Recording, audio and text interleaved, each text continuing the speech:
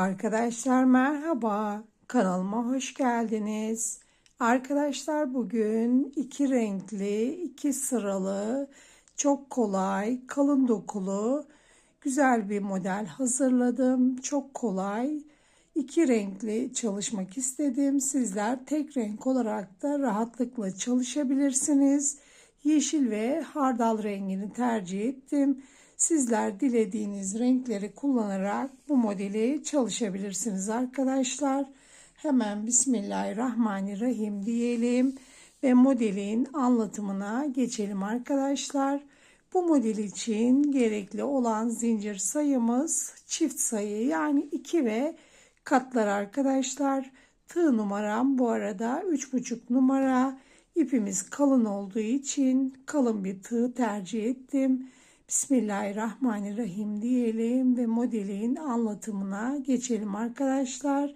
1, 2, 3, 4, 5, 6, 7, 8, 9, 10, 11, 12, 13, 14, bir tane de fazla çekelim. 15 tane zincir sizlere anlatacak kadar yeterli.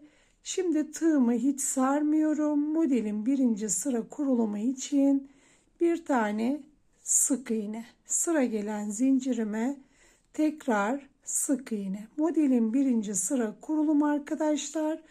Bir sıra sık iğne çalışıyoruz. Daha sonra bir sıra daha işlem uyguluyoruz. Bu şekilde her iki sırada bir aynı çalışmayı tekrar ediyoruz. Çok güzel bereler, atkılar, hırkalar, dilediğiniz her alanda kullanabileceğiniz kalın dokulu kolay bir model arkadaşlarım.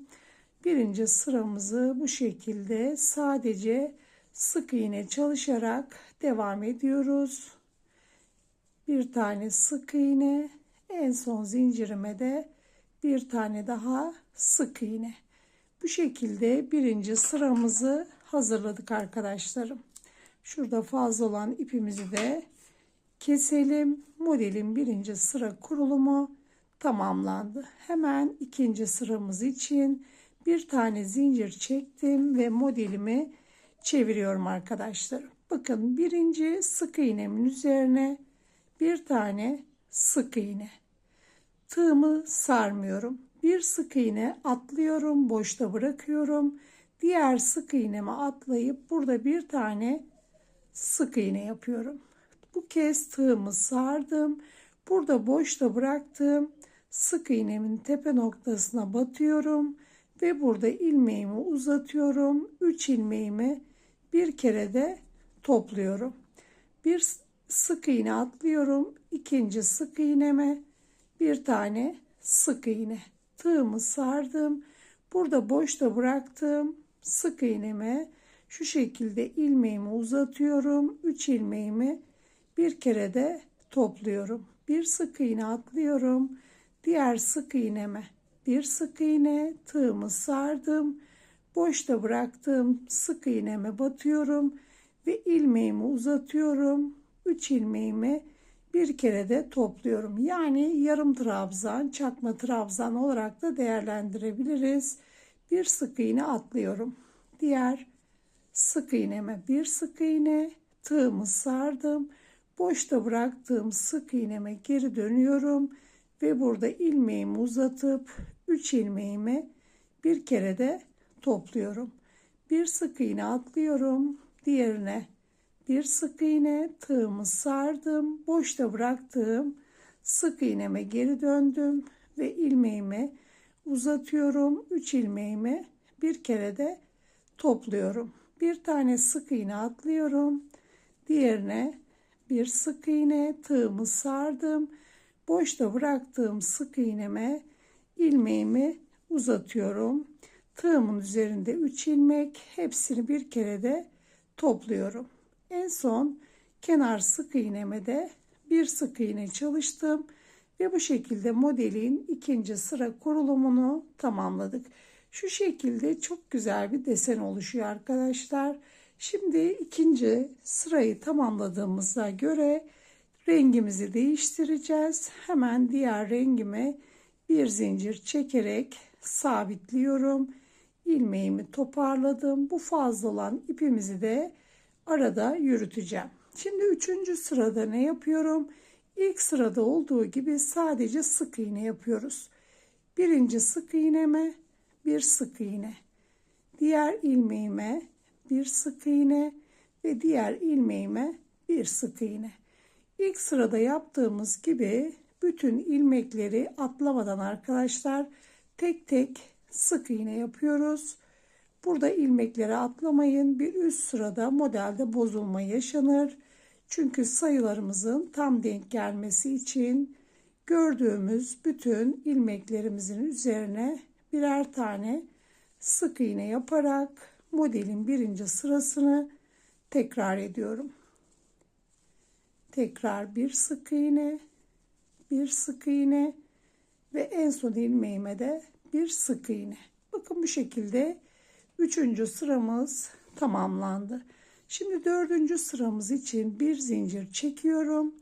Birinci sık iğneme bir sık iğne. Burada bir sık iğne atlıyorum, yani boşta bırakıyorum. Diğerine bir tane sık iğne. Bu kez tığımı sardım. Boşta bıraktığım sık iğneme geri dönüyorum. Şu şekilde ilmeğimi uzatıp 3 ilmeğimi bir kere de topluyorum. Bir sık iğne atlıyorum, diğerine bir sık iğne, tığımı sardım. Diğer boşta bıraktığım sık iğneme geri döndüm. İlmeğimi uzattım ve bir tane yarım trabzan yaptım. Bir sık iğne boşta bırakıyorum. Bir sık iğne. Tığımı sardım. Boşta bıraktığım sık iğneme geri döndüm. Tığımın üzerinde 3 ilmek. Hepsini bir kere de topladım. Bu şekilde, yani modelin 2. sırasında ne yaptıysam aynı işlemi tekrar ediyorum arkadaşlar. Bir tane sık iğne atlıyorum. Diğerine bir sık iğne. Boşta bıraktığım sık iğneme batıyorum. İlmeğimi uzattım. 3 ilmeğimi bir kere de kapattım. Bir tane sık iğne boşta bırakıyorum. Bir sık iğne. Tığımı sardım. Boşta bıraktığım sık iğneme geri döndüm. İlmeğimi 3 ilmeğimi bir kere de topluyorum. En son ilmeğime de bir tane sık iğne yaptım. Bakın bu şekilde 4. sıramızı tamamladık. Dilerseniz bir sıra daha yapalım. Hiç ip koparmadan hemen hardal rengi ipimi alıyorum. Yeşil ipimin altından geçirip burada ilmeğimle sabitliyorum. Rengimi yukarıya çıkarmış oldum. Bakın.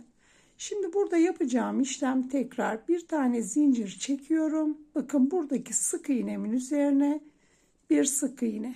Diğer ilmeğime sık iğne, yani modelin 1. sıra kurulumunda yaptığımız gibi hiçbir işlem yapmıyoruz. Sadece gördüğümüz bütün ilmekleri hiç atlamadan hepsinin tepe noktasına birer tane sık iğne yapıyoruz arkadaşlarım. Çok kolay bir model. Yeni başlayan arkadaşlarım da rahatlıkla bu modeli çalışabilir. Bakın sık iğnelerimizi tamamladık. Şimdi tekrar bir tane zincir çekiyorum. İlk sık iğnemin üzerine bir sık iğne. Bir sık iğne boşta bırakıyorum. Diğerine bir tane sık iğne. Tığımı sardım. Boşta bıraktığım sık iğnemin içerisine batıyorum. 3 ilmeğim oluştu. Hepsini bir kere de topluyorum. Bir sık iğne atlıyorum diğerine. Bir sık iğne, tığımı sardım. Buradaki boşta bıraktığım sık iğneme ilmeğimi uzatıyorum. 3 ilmeğimi bir kere de topluyorum. Bir sık iğne atlıyorum. Bu şekilde sıra sonuna kadar devam ediyoruz. Benim anlatabileceğim bu kadar. Sizler de gördüğünüz gibi modelimiz çok kolay. Her 2 sırada bir kendini tekrar eden güzel bir model. Kalın dokuya sahip. Kışlık örgülerde rahatlıkla bu modeli çalışabilirsiniz.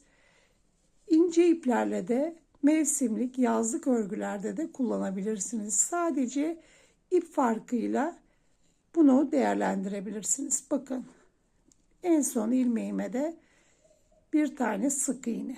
Tekrar yeşil ipimi aldım. Hardal rengi ipimin arasından geçirdim.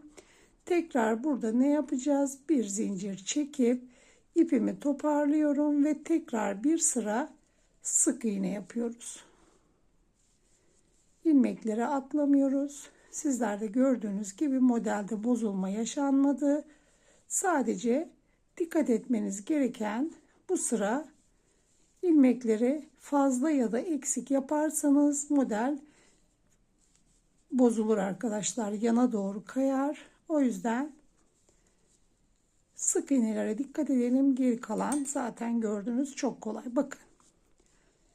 Modelimizin ön yüzü bu şekilde, arka yüzü bu şekilde, çift taraflı kullanabileceğiniz kolay bir model oldu. İnşallah beğenirsiniz arkadaşlarım.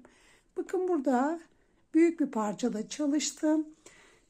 Ön yüzü bu şekilde kabartıları olan, arka yüzü de bu şekilde çift taraflı kullanabileceğiniz güzel bir model. Evet, yakından da şu şekilde. Yeniden yeni videolarda görüşene dek Allah'a emanet olun.